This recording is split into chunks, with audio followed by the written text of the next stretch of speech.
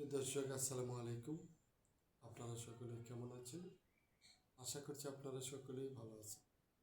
আজকে আপনাদের মাঝে আরও একটি নতুন ভিডিও নিয়ে হাজির হয়েছি। আপনারা অবশ্যই ভিডিওটি শেষ পর্যন্ত দেখবেন। আজকের ভিডিওতে আমরা আলোচনা করব আমার হাতে থাকা প্লাস্টিকের তৈরি এই টপ ফুল নিয়ে। প্লাস্টিকের তৈরি এই টপ ফুল দেখতে পাচ্ছেন আপনারা, এই ফুলগুলো কত সুন্দর।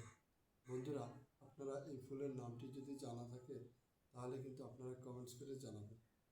আর জানা না থাকলেও আমি ভিডিওর শেষে আপনাদেরকে এই ফুলের নাম বলে দেবো। আমার কাছে এই ধরনের প্লাস্টিকের টপ ফুল ভালো লাগে।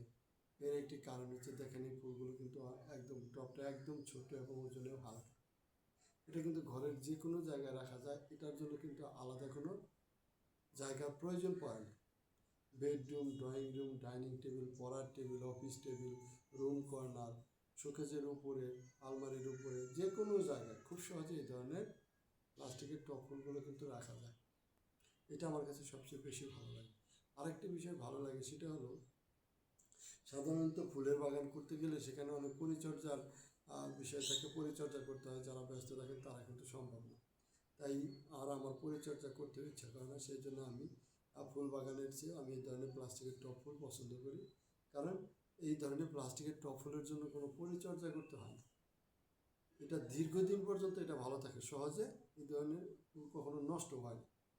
তাই একদম কম খরচে ঘর সাজাতে আমার কাছে সবচেয়ে বেশি যে জিনিসটি ভালো লাগে সেটা হলো এই ধরনের প্লাস্টিকের টপ ফুল। আর আমি আপনাদেরকে বলে দিয়েছিলাম যে এই ফুলের নামটি আপনারা কমেন্টস করে জানাবেন। তারপর আমি এটা বলে দিচ্ছি, এটা হচ্ছে লাল গোলাপ ফুল। লাল প্লাস্টিকের তৈরি লাল গোলাপ ফুল। দেখেন, এটা কিন্তু সকলেই মনে করবে যে এটা মনে হয় আসল গোলাপ ফুল। আসলে এত সুন্দর, যেটা বিশ্বাস করা যায় না, যে খুবই ভালো লাগে। যে আজকে আমাদের এই ভিডিওটি আপনাদের কাছে কেমন লাগলো কমেন্টস করে জানাবেন।